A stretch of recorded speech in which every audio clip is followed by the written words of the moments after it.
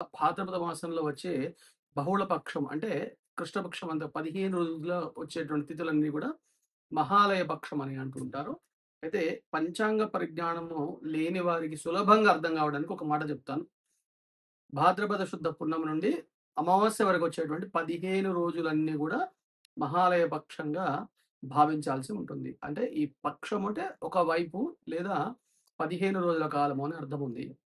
ఈ సంవత్సరము మహాలయ పక్షం ఎప్పుడు ప్రారంభమవుతుందంటే, విశ్వవసునామ సంవత్సరంలో పున్నమి తెల్లారి అంటే సెప్టెంబర్ 8 నాడు ప్రారంభమయ్యి, సెప్టెంబర్ 21 నాడు అంటే మహాలయ అమావాస్యతో లేదా పితృ అమావాస్యతో ముగిసిపోతుంది. లేదా పూర్తయిపోతుంది.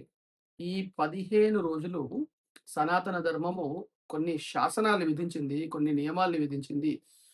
అది శాసించినట్టుగా తండ్రి లేదా తల్లిదండ్రులు గతించినటువంటి వారు తమ పితృదేవతలను ఉద్దేశించి ఈ పక్షం రోజులన్నీ గూడా అంటే 15 రోజులన్నీ గూడా పితృప్రీత్యర్థము అపరాహ్న వేళల్లో అంటే మధ్యాహ్న కాలంలో నల్ల నువ్వులు కలిపినటువంటి నీళ్లతో తర్పణం వదలాల్సి ఉంటుంది.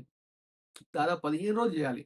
ఒకవేళ ఈ 15 రోజులు చెయ్యలేని వారు కనీసము తమ తల్లిదండ్రులు మరణించిన తిథి ఏదైతే గుర్తుంటుందో, ఆ తిథి నాడైనా తర్పణం చేయాల్సి ఉంటుంది. అంటే నల్ల నువ్వులు నీళ్లతో తర్పణము, పితృతర్పణం వదలాల్సి ఉంటుంది. అది కూడా చేయలేని వాళ్ళు ఎవరైనా ఉంటే, కనీసము పితృ అమావాస్య వస్తుంది. అంటే బహుళ అమావాస్య ఉంటుంది కదా!